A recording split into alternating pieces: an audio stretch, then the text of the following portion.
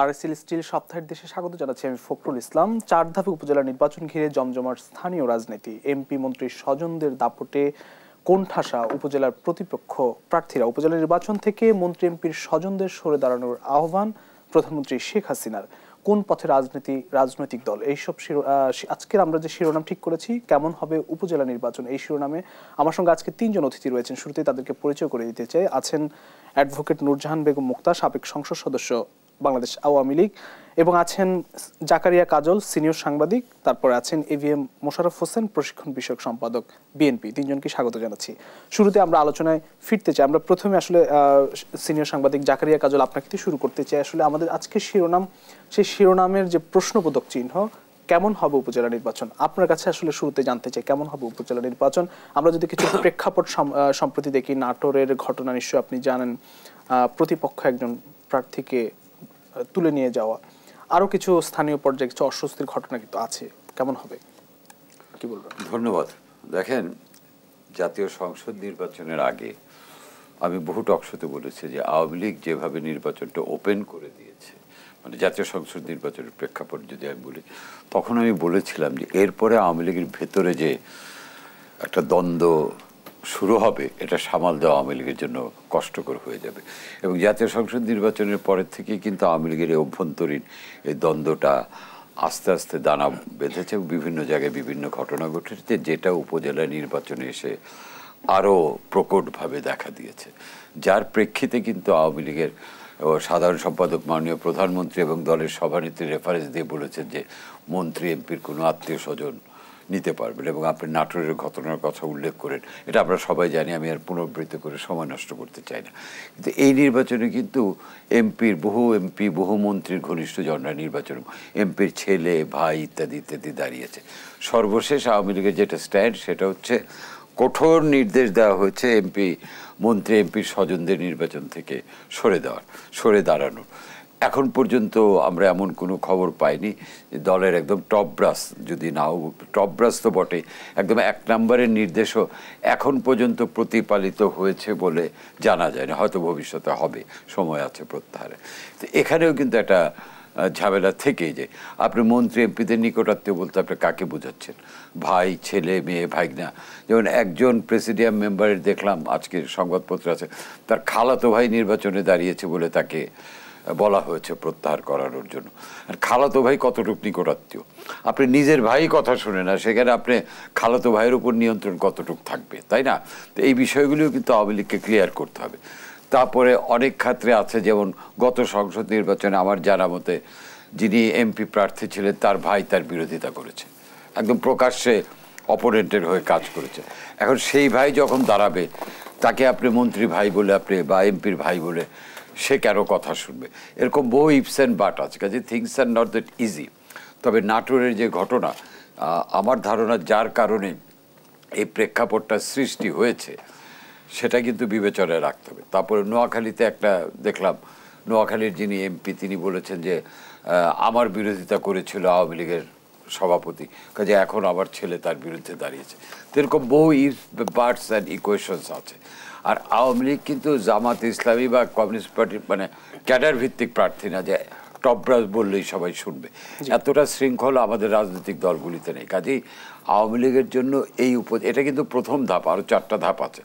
প্রথম ধাপে যে বিরোধগুলি দেখা দিয়েছে, আওয়ামী লীগ এটা কীভাবে সামাল দেয়, এটার দিকে কিন্তু সবাই তাকিয়ে আছে। কারণ এখন আওয়ামী লীগের সিদ্ধান্ত নিতে হবে তারা কতটা কঠোর হবে। যদি কোনো মন্ত্রী, বহু এমপির কিন্তু অনেক এমপির ভাইও দাঁড়িয়েছে, ছেলেও দাঁড়িয়েছে, এরকম ঘটনা আছে। আপনার সময় কম বলে আমি ডিটেলসে যাচ্ছি না, আমি বলতে পারি কোন কোন এলাকায়। তো সে আবার খালাতো ভাইয়ের জন্য আপনি নোটিশ দিচ্ছেন। কাজে কে স্বজন, কে ঘনিষ্ঠজন, এই সংজ্ঞা নিরূপণ যেমন কঠিন, তেমনি আওয়ামী লীগের সভানেত্রী এবং মাননীয় প্রধানমন্ত্রীর নির্দেশ যদি প্রতিপালিত হওয়া উচিত, যদি না হয় সেটাও কিন্তু আওয়ামী লীগের অভ্যন্তরীণ রাজনীতিতে এবং দেশের রাজনীতিতে একটা ভিন্ন বার্তা দেবে। কাজেই এই সময়টা আওয়ামী লীগের জন্য খুব সুখকর সময় বলে আমার কাছে প্রতীয়মান হচ্ছে না। ডিপেন্ড করে how they tackle the things. কারণ এই প্রথম ধাপের উপর কিন্তু ওই যে কথায় আছে না যে প্রথম রাতেই বেড়াল মারা, তো প্রথম ধাপের উপরেই কিন্তু অনেক কিছু নির্ভর করছে। প্রথম ধাপে কতটা কন্ট্রোল করতে পারবে সেটার উপর কিন্তু বাকি ধাপগুলো নির্ভর করে। যেতে চাই এবিএম মোশাররফ হোসেন, আপনার কাছে একটু আসতে চাই যে আপনার দল উপজেলা নির্বাচনে, যদিও দলীয় প্রতীকে নির্বাচন হচ্ছে না, বলছে যে আপনার দলের কোনো প্রার্থী থাকবে না, স্থানীয় পর্যায়ে থাকতেও পারে। উপজেলার সুষ্ঠু ভোটের প্রধান চ্যালেঞ্জ কি এমপি মন্ত্রী স্বজন, মানে কতটা মনে হয় বা এমনটা মনে করেন? আমরা আমাদের দলের পক্ষ থেকে স্পষ্ট বলে, আপনি যে কথাটা বলেছেন বিএনপির কোনো প্রার্থী থাকবে না, এটা হলো আওয়ামী লীগের একটি প্রোপাগান্ডা, এটা প্রচার। আপনি দেখেন জাতীয় সংসদ নির্বাচন, জাতীয় সংসদ যদি আপনি দেখেন, তারা নানাভাবে আওয়ামী লীগের নেতারা, এমপিরা, মন্ত্রীরা এবং মাননীয় প্রধানমন্ত্রী সব বলেছে যে বিএনপির অনেক নেতারা নির্বাচনে অংশগ্রহণ করেছে। আমরা তো চ্যালেঞ্জ দিয়ে বলেছিলাম, একটা নাম বলুক যে বিএনপির কোনো নেতা, পদধারী কোনো নেতা দাঁড়িয়েছে, তারা কিন্তু বলতে পারেনি। তো এখনো কিন্তু এই প্রচারণা মানে মাঠে ছেড়ে দিয়েছে বিএনপির অনেক লোক। আমার কাছে সর্বশেষ যে তথ্য আছে যে আপনি জানেন যে স্থানীয় পর্যায়ে নির্বাচন বিএনপির পরে বা এই ধরনের লোকজন নির্বাচন আসলে কি খুব সমস্যা? আমরা কেন করছি না? আমরা নির্বাচন বঞ্চনা করছি। আমাদের একটা নৈতিক স্থান যে এই সরকারের আমলে অবাধ, সুস্থ, নিরপেক্ষ নির্বাচনের কোনো গ্যারান্টি নেই, কোনো সুযোগ নাই। কারণ এই আপনি দেখেন আওয়ামী লীগ নিজেরা, আপনি দেখেন এটা তো কম্পিটিশন যে কে জিতবে, আর বিএনপি হলো আওয়ামী লীগের সরাসরি একটা প্রতিপক্ষ, যে যারা মনে করে, আওয়ামী লীগ মনে করে আমাদেরকে ক্ষমতা থেকে যদি কেউ সরাতে পারে তার মূল উপাদান হলো বিএনপি। তো সুতরাং বিএনপিকে নির্বাচন করতে দেবে না, এটাই স্বাভাবিক। আজকে দেখেন আমরা তো নির্বাচনে নাই, আমরা বলেছি আমরা নির্বাচনে অংশগ্রহণ করবো না, অথচ সেখানে দেখেন আপনি আওয়ামী লীগের নিজেরা প্রার্থী হবে, এখনো কিন্তু ইলেকশন শুরু হয়নি, এই 22 তারিখ উড্ডুল লাস্টে, তারপর প্রার্থী কি হবে চূড়ান্ত হবে, সেখানে আজকে প্রার্থী গুম হয়ে যাচ্ছে। আজকে ওই এক এমপি নোয়াখালীর বলছে যে যদি আমার অমুকের বিরুদ্ধে আমার ছেলে দাঁড়াবে। এরকম সারা বাংলাদেশে এমপি মন্ত্রীরা তাদের পছন্দের প্রার্থীদেরকে দাঁড়িয়ে স্থানীয় প্রশাসনকে প্রভাবিত করে নির্বাচনের আগেই একটা পরিবেশ তৈরি করেছে। সুতরাং এই সাজানো নির্বাচনে বিএনপি অংশগ্রহণ করবে এইটা চিন্তা করার কোনো কারণ নাই। আর আপনি আরেকটা জিনিস আপনার মনে আছে যে আমাদের মানুষের অভিজ্ঞতা থেকে শেখে। আজকে বিএনপি কেন বর্জন করেছে? আমরা দ্বাদশ জাতীয় সংসদের কথা আপনার মনে আছে যে আমরা দেখেছি যে রাত্র 9টা, 10টা, 11টা, 12টা পর্যন্ত কোর্ট বসিয়ে সাক্ষী নিয়ে বিএনপির 2000 লোককে সাজা দিয়েছে। 2000 লোককে সাজা। আবার যদি বিএনপি অংশগ্রহণ করে সেই খেলা কিন্তু আবার সরকার শুরু করবে, আবারও সেই মামলা দিয়ে, সাজা দিয়ে, গায়েবী মিথ্যা মামলা দিয়ে বিএনপিকে আবার একটা বিধ্বস্ত অবস্থা তৈরি করার তার চেষ্টা। উপজেলা নির্বাচনে দলীয় এমপি মন্ত্রীদের যে প্রভাব সেটা কতটা চ্যালেঞ্জে ফেলবে? এটা চ্যালেঞ্জ কে? এটা আমরা না, যে সরকারি দল মনে করতেছে চ্যালেঞ্জ, যার জন্য মাননীয় প্রধানমন্ত্রীকে বলতে হচ্ছে যে এমপি মন্ত্রীদের প্রভাব খাটানো যাবে না। কিন্তু আমি যে কথাটি জাকারিয়া ভাইয়ের সাথে আমি একটা সুর মিলিয়ে বলতে চাই যে মাননীয় প্রধানমন্ত্রীর এই নির্দেশ কতটুকু বাস্তবায়ন হবে সামনেই দেখতে পাবেন। কারণ আওয়ামী লীগ এখন হলো মানে যে যেখানে আছে ওই এলাকায় সে নিজেদেরকে সেই মোগল আমলের মতো, কেউ নিজেকে সম্রাট, কেউ নিজেকে বাদশাহ, কেউ নিজেকে সুলতান মনে করে। সুতরাং ওই এলাকা কিভাবে শাসন করবে এটা তার এখতিয়ার। সুতরাং মাননীয় প্রধানমন্ত্রী কি বললো, আওয়ামী লীগ কি বলবো, এইটা আমার মানে বাস্তবে প্রয়োগ হবে বলে আমার কাছে মনে হচ্ছে। আসবো আপনার কাছে। আমরা অ্যাডভোকেট নূরজাহান বেগম মুক্তা আপনার কাছে আসতে চাই, সাবেক সংসদ সদস্য আওয়ামী লীগ। আসলে মাননীয় প্রধানমন্ত্রী আওয়ামী লীগের পক্ষ থেকে আসলে বাধ্য হয়ে বলতে হয়েছে যে আসলে এই যে প্রভাবের বিরুদ্ধে যেন মন্ত্রী এমপি স্বজন যারা রয়েছেন, পরিবারতন্ত্র, মানে এই নির্বাচন থেকে যেন সরে আসে, একটি সুন্দর সুষ্ঠু নির্বাচনের স্বার্থেই বলা হয়েছে। কতটা বাস্তবায়ন হবে এই প্রশ্নটিও রেখেছেন জনাব মোশাররফ হোসেন, কি বলবেন? কেমন হবে? ধন্যবাদ আপনাকে এবং দুজন বিজ্ঞ আলোচক এবং দেশ টিভির দর্শকদেরকে। আশা করি মোশাররফ ভাই আমার বলার সময় আপনি ইন্টারফেয়ার করবেন না, আমিও করিনি।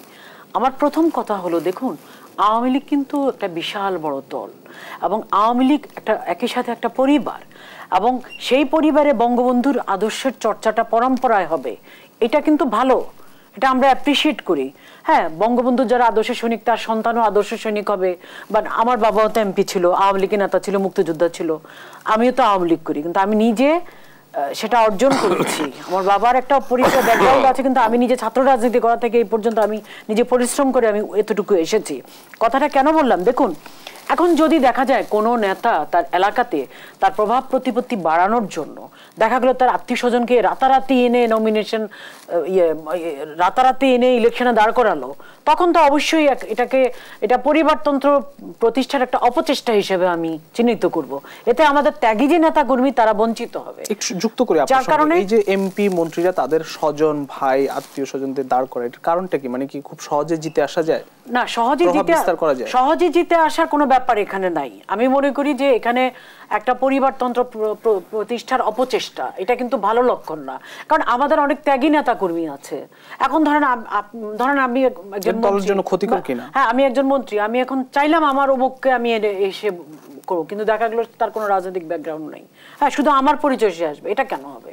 আমাদের ত্যাগী নেতা কর্মী আছে না, তারা হবে।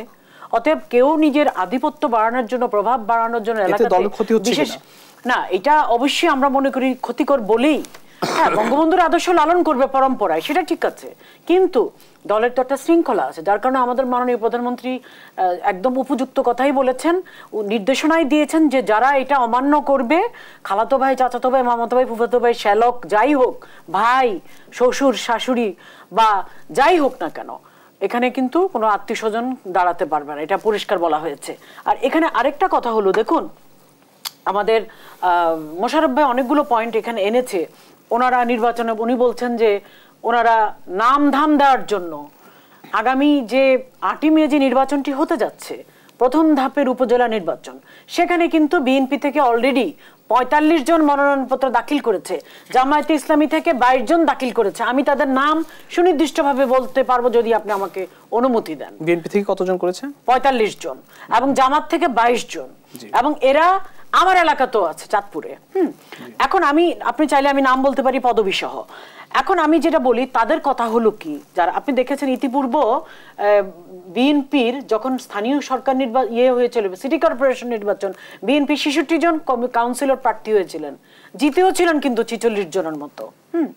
তো এটা তারা তখনও কিন্তু তারা কেন্দ্রের নির্দেশ অমান্য করেছিল। এখন আমি একটু শেষ করি, না আমি শেষ করি, কিন্তু তখনও কিন্তু তাদেরকে বহিষ্কার করেছিল বিএনপি। আবার সংসদ নির্বাচনেও তো বিএনপির অনেকে গিয়েছে, তাদেরকে বহিষ্কার করেছে।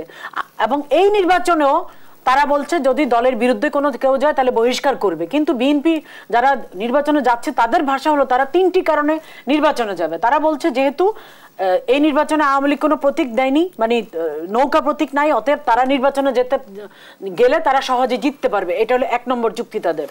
দ্বিতীয় নম্বর যুক্তি হলো তারা মনে করে যে জনগণের কাছে তাদের কিছুটা দায়বদ্ধতা আছে, যেহেতু তারা রাজনীতি করে তৃণমূলে।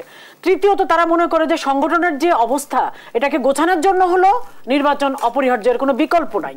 অতএব বিএনপির তৃণমূল ভাবে একরকম, বিএনপির কেন্দ্রীয় নেতৃত্ব ভাবে একরকম, লন্ডন থেকে আরেক রকম নির্দেশনা। তো এই সমস্ত কারণে আসলে তৃণমূল কিন্তু মনে করছে না, তারা ফিল করতেছে যে না, নির্বাচনের কোনো বিকল্প নেই, নির্বাচন না করা মানে জনগণ থেকে বিচ্ছিন্ন হওয়া, যার কারণে বিএনপি এখন তাদেরকে সামাল দিতে পারছে না। এবং সামনে যে আরো 3 ধাপে নির্বাচন, সেইখানেও কিন্তু প্রায় 200-এর মতো মনোনয়নপত্র জমা দিবে। অসংখ্য ধন্যবাদ। আমরা ফিরব প্রিয় দর্শক, আরআইএসএল স্টিল সপ্তাহের দেশে নিচ্ছে একটি ছোট্ট বিরতি, ফিরছে একটু পর, সঙ্গেই থাকুন।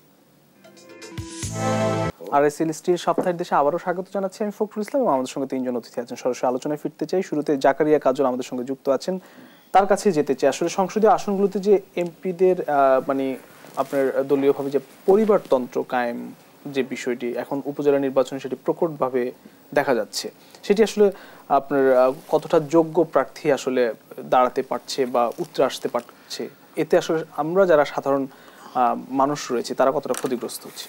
শোনেন, মানে স্থানীয় সরকার নির্বাচনের প্রেক্ষিতটা কিন্তু আলাদা। স্থানীয় সরকার আগে কারা আসতেন, আপনি যদি অতীতে দেখেন, স্থানীয় গণ্যমান্য ব্যক্তি যারা আছেন, স্কুল টিচার্স, প্রফেশনালস, লয়ার্স, তারা আসতেন। সেই প্রেক্ষিত কিন্তু বদলে গেছে। সেই প্রেক্ষিত বদলে এখন কিন্তু আপনি মার্কা মানে প্রতীক দেন বা না দেন, এখন দলীয় লোকজনই অংশ নেয়। অর্থাৎ স্থানীয় সরকার নির্বাচনের যে মৌল চরিত্রটা ছিল সেটা কিন্তু বদলে গেছে। এখন কিন্তু যারাই আসছেন, আপনি নির্বাচন মোশাররফের অফিসিয়ালি অংশ নিচ্ছেন না, উনি বলছেন যে আসছেন, তারাও কিন্তু সবাই যারা রাজনীতিতে সক্রিয়, বিভিন্ন দলের সক্রিয়, তারাই অংশ নিচ্ছে। কাজে একটা মৌলিক পরিবর্তন ইতিমধ্যে ঘটে গেছে। এখন যেটা হচ্ছে, আমাদের দেশের কালচার যেটা দাঁড়িয়ে গেছে, যিনি এমপি হচ্ছেন তিনি সর্বক্ষেত্রে তার একটা নিয়ন্ত্রণ চান।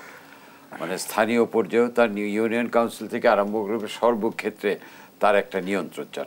সেই নিয়ন্ত্রণের প্রকাশ হিসেবেই কিন্তু এই উপজেলায় যেটা দেখছেন আপনি, কারো ভাই, কারো ছেলে, কারো মানে বিভিন্ন রকম আত্মীয়দের এই যে এত আধিক্য, যেটার জন্য দলকে কিন্তু মানে আওয়ামী লীগের মতো দলকে কিন্তু কঠোরতম বার্তা দিতে হচ্ছে। এটা কিন্তু খুব সাধারণভাবে নেওয়ার না যে একটা উপজেলা নির্বাচন নিয়ে মাননীয় প্রধানমন্ত্রী এবং দলীয় সভানেত্রীকে এত কঠোর অবস্থানে যেতে হচ্ছে। এবং আপনি জানেন যে আওয়ামী লীগের কয়েকটা বিভাগীয় ইয়েও কিন্তু বাদ করতে হয়েছে এসব কারণে। এবং এই অন্তর্দ্বন্দ্বটা কিন্তু শুরু হয়েছে গত সংসদ নির্বাচনের পর থেকে। আওয়ামী লীগের অভ্যন্তরীণ কোন্দলে বহু মারামারি ঘটনা ঘটেছে, কেউ কেউ হতাহতের ঘটনাও ঘটেছে, তাই না? আমার আশঙ্কা, আল্লাহ না করে, যে এই উপজেলা নির্বাচনে এই পরিমাণটা আরও বেড়ে যাবে। কারণ আপনি দেখেন, আপনি দাঁড়িয়েছে, ধরেন আপনি এমপির ভাই, আমি জেলা আওয়ামী লীগ সভাপতি। এখন দুজনেই যখন শক্তি প্রদর্শন করব, বেকায়দায় কিন্তু পড়বে স্থানীয় প্রশাসন, তাই না? স্থানীয় প্রশাসন এখন এমপির ভাইয়ের দিকে যাবে না জেলা আওয়ামী লীগের সভাপতির দিকে যাবে। এটা কিন্তু স্থানীয় প্রশাসনের জন্য একটা বিশাল একটা ঝামেলার ব্যাপার সৃষ্টি হবে। কারণ স্থানীয়ভাবে আইন শৃঙ্খলা রক্ষার দায়িত্ব কিন্তু স্থানীয় প্রশাসনের। তো স্থানীয় প্রশাসনের দায়িত্বে যারা আছেন তারাও জানেন যে তাদের খুব সতর্ক পদক্ষেপ নিতে হবে। আর শ্যাম রাখি না কুল রাখি অবস্থা কিন্তু তারা পড়ে যাবেন। কাজেই তারা অনেক ক্ষেত্রে হয়তো নীরব দর্শকের ভূমিকা পালন করবেন, অনেক ক্ষেত্রে হয়তো যেখান থেকে বেশি প্রেশার আসবেন সেদিকে যাবেন। তো কোনোটাই কিন্তু স্বাস্থ্যকর না। আমার ধারণা এবং আমি বিশ্বাস করি এসব বিবেচনায় কিন্তু আওয়ামী লীগ কঠোরতম একটা অবস্থান নিয়েছে। এবং আওয়ামী লীগ কিন্তু এই কঠোরতম অবস্থানটা নেওয়াতে আওয়ামী লীগ কিন্তু নিজের জন্য একটা চ্যালেঞ্জ ছুড়ে দিয়েছে। সেই চ্যালেঞ্জটা হলো দলের শীর্ষ পর্যায়ের নির্দেশটা মানছে কিনা। যদি নির্দেশ মানায় ওয়েল অ্যান্ড গুড, বোঝা যাবে দলীয় শৃঙ্খলা আছে এবং সেটাই কাম্য একটা দলের।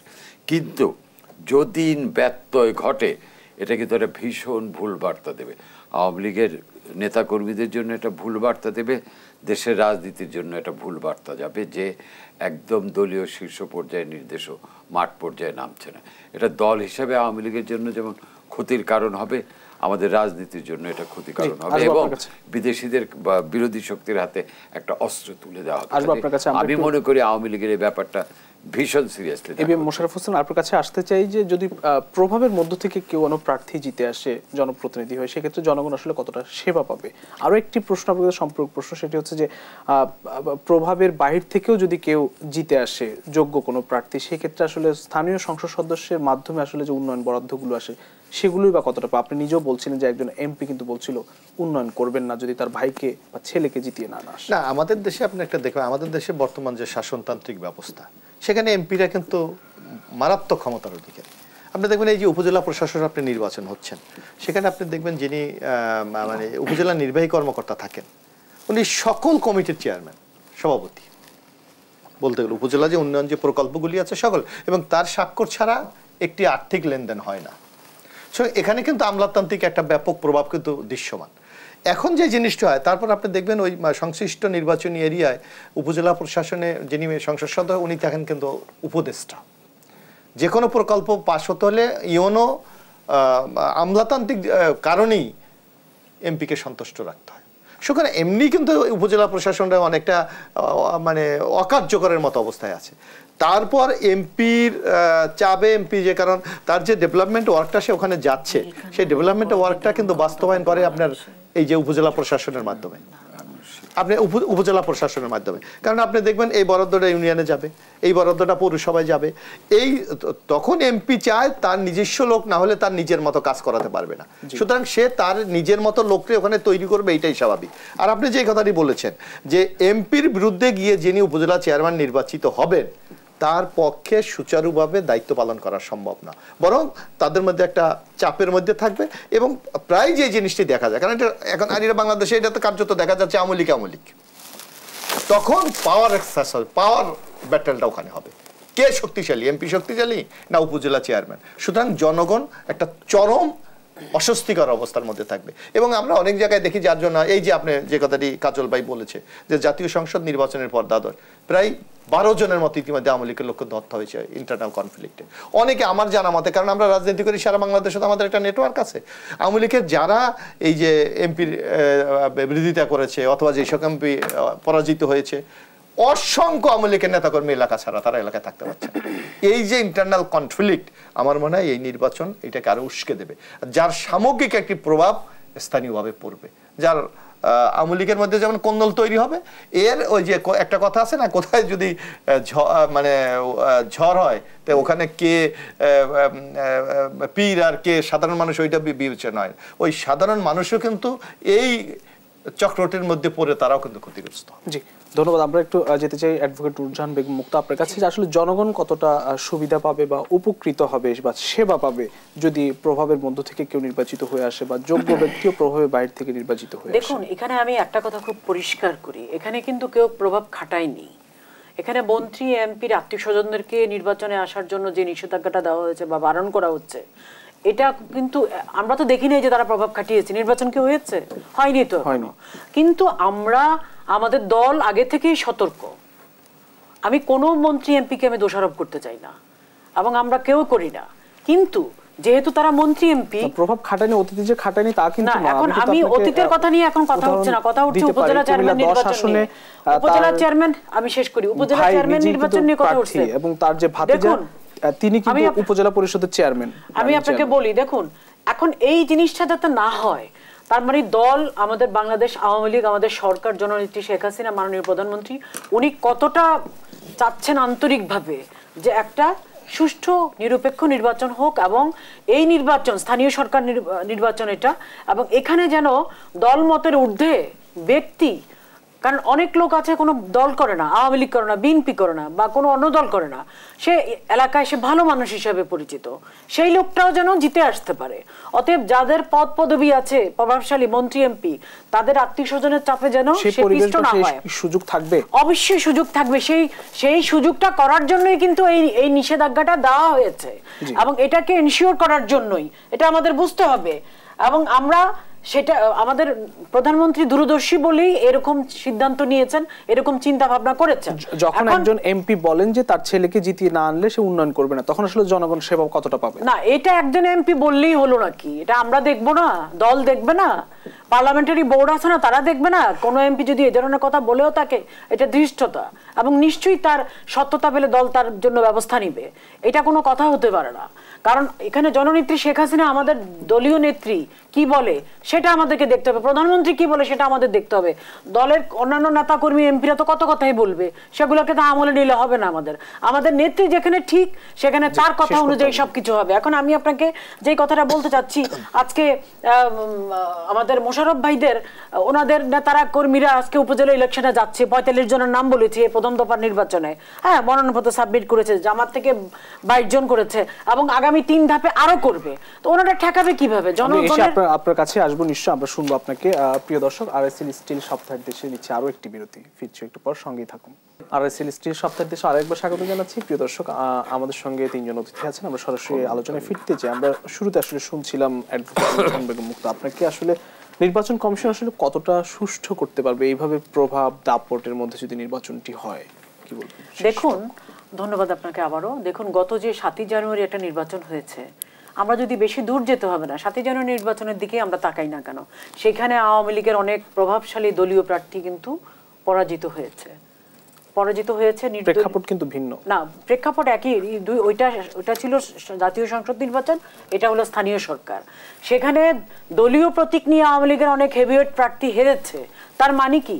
নির্বাচনটা নিরপেক্ষ ছিল, জনগণ যাকে পছন্দ তাকে ভোট দিয়েছে, তাদের পছন্দ মতো তারা জনপ্রতিনিধি নির্বাচন করেছে।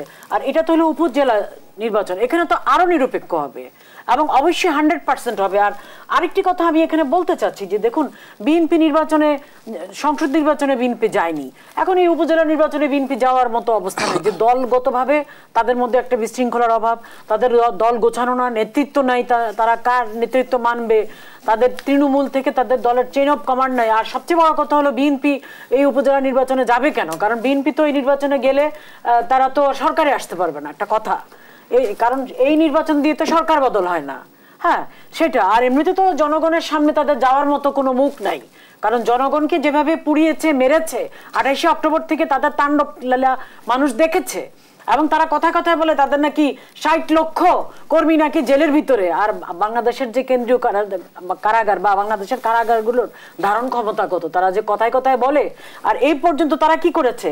তারা ২৮শে অক্টোবর থেকে প্রধান বিচারপতির বাড়িতে হামলা, থেকে শুরু করে পুলিশ মারা, অ্যাম্বুলেন্সে হামলা, হসপিটালে আগুন থেকে শুরু করে তারা ট্রেনের মধ্যে মা সন্তানকে পুড়িয়ে মেরেছে নির্বাচন বানচাল করার জন্য, তারা 3800 গাড়ি পুড়িয়েছে। এগুলো যারা করেছে তারা তো নির্বাচনে যাওয়ার মতো তাদের সেই নৈতিক মনোবল থাকে না। এর জন্য তারা এখন সরকারের দোষ খোঁজা শুরু করেছে। তারা দেখে আসুক না, তারা আসুক সাহস করে নির্বাচনে। জি, শেষ করে জনাব এবিএম মোশাররফ হোসেন, আপনি যদি কিছু বলতে চান, আসলে বিএনপির নির্বাচনে যাওয়ার মতো মুখ নেই। আসলে ওই যে একটা কথা আছে, কারো যদি এক কান কাটা যায় তাহলে রাস্তার পাশ দিয়ে নিয়ে গিয়ে হাঁটে, আর দুই কান কাটা হলে তার তো কোনো সেন্স থাকে না, সে মাঝখান দিয়ে হাঁটে। তা আওয়ামী লীগের অবস্থা হলো বাংলাদেশে তাই, বুঝছেন? এই যে আপনি নুরজাহান মুক্তারা বলেন নির্বাচন, তা নির্বাচন কে কে করেছে? আমরা আর মামুরা, আওয়ামী লীগ। তো সেই নির্বাচনে আওয়ামী লীগের নৌকা জিতুক বা বিদ্রোহ জিতুক, তাতে সরকারের কিছু আসা যায়? কিছু আসা যায়? আসলে এরা আওয়ামী লীগ মানে জনগণ থেকে বিচ্ছিন্ন হয়ে এখন তাদের ন্যূনতম নীতি নৈতিকতা এমন ভাবে দাঁড়ান না, আমি রাখেন আপনাদের, আমরা তো দেখছি আওয়ামী লীগের 91 সালে আমরা দেখছি না আওয়ামী লীগের বিএনপির কাছে গোয়ারা হেরেছে, 2001 আমরা দেখেছি না, 79 আমরা দেখেছি না। তা আওয়ামী লীগ আমাদের সাথে কি দেখাতে চায়? এখন কি বিক্রি করেছে? এখন কি দেশ বিক্রি করে দিতে রাজি হয়েছে? না, এখন জনগণ দেশ বিক্রি করে দিয়েছেন, জনগণ আমাদেরকে চায়। তখন গ্যাস বিক্রি করতে দেয়, এখন কি বাংলাদেশ বিক্রি করে দিয়েছে? ওই যে মাননীয় প্রধানমন্ত্রী বলে, শোনেন, মাননীয় প্রধানমন্ত্রী বলে, শোনেন না, যে ভারতকে এমন কিছু দিয়েছে ভারত জীবনে বলতে পারবে না। আপনার পররাষ্ট্রমন্ত্রী একটা দেশের একটা স্বাধীন সার্বভৌমত্ব দেশের যদি পররাষ্ট্রমন্ত্রী বলে যে আমাদের সকল সবকিছু আমরা ভারত থেকে অর্জন করেছি, এবং ভারত থেকে যা যা অর্জন করার আওয়ামী লীগ কিন্তু অর্জিত হয়েছে। নিজেকে দিয়ে দিলে তো সবই অর্জন করা যায়। আপনারা কোনো কিছু আনতে পারেন না, কোনো সরকার আনতে পারে না।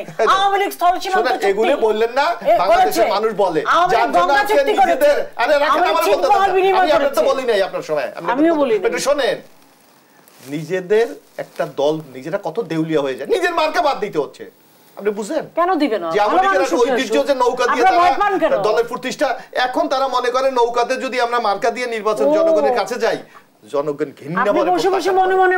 ঘৃণাভাবে প্রত্যাখ্যান করে। তো একটা দল এত দেউলিয়া হয়ে গেছে যে নিজের মার্কা দিয়ে নিজে ইলেকশন করার মতো সাহস পায়। নির্বাচন কমিশন কতটা সুষ্ঠু করতে নির্বাচন পারবে? কমিশন তাই সরকারের আজ্ঞাবহ, সরকার যা বলবে তাই করবে, এর বাইরে নির্বাচন কমিশন যাওয়ার কোনো ক্ষমতা আছে?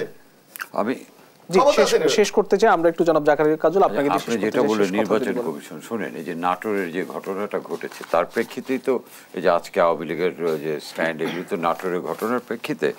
নাটোরের ঘটনায় কিন্তু নির্বাচন কমিশন সেমিফাইনাল পর্যন্ত পাস করেছে, সেমিফাইনাল পর্যন্ত পাস করেছে মানে শোকজ করেছেন ওই প্রার্থীকে। এখন আমাদের দেখতে হবে ফাইনালি কি হয়। যদি ওই প্রার্থীর বিরুদ্ধে নির্বাচন কমিশন শক্ত ব্যবস্থা নিতে পারে, আমরা বুঝবো যে নির্বাচন কমিশন ফাইনালেও পাস করে গেছে। এবং দলীয়ভাবে আওয়ামী লীগও কিন্তু, প্রধানমন্ত্রী নিজেও কিন্তু বলেছেন যে আহ্বান জানিয়েছেন যে এমপি মন্ত্রীদের স্বজনরা যেন না আসেন। না, সেটা তো আমি বলেছি প্রথমে যে আওয়ামী লীগের এই আহ্বান ইজ অলরেডি, এটা আওয়ামী লীগের জন্য একটা চ্যালেঞ্জ, যে এই আহ্বান কতটা প্রতিপালিত হয় সেটা দেখার জন্য আমাদের অপেক্ষা করতে হবে এই নির্বাচনে এবং সামনে নির্বাচনগুলিতে। আমি তো মনে করি এই নির্বাচনে এই অবস্থানের কারণে এটা এখন আওয়ামী লীগের জন্য সবচেয়ে বড় চ্যালেঞ্জ, যে দলীয় শৃঙ্খলা আওয়ামী লীগ কতটা রক্ষা করতে। অসংখ্য ধন্যবাদ। শেষ করতে হবে জনাব জাকারিয়া কাজল, এবিএম মোশাররফ হোসেন এবং নূরজাহান বেগম মুক্তা, আপনাদের তিনজনকে আবারও ধন্যবাদ জানাচ্ছি। প্রিয় দর্শক, আরএসএল স্টিল সাপ্তাহিক দেশ আজ এখানে শেষ করতে হবে। আগামী সপ্তাহে আবার দেখা হবে একই সময় অন্য কোনো অতিথি নিয়ে। সে পর্যন্ত সবাই ভালো থাকবেন, সুস্থ থাকবেন। শুভরাত্রি।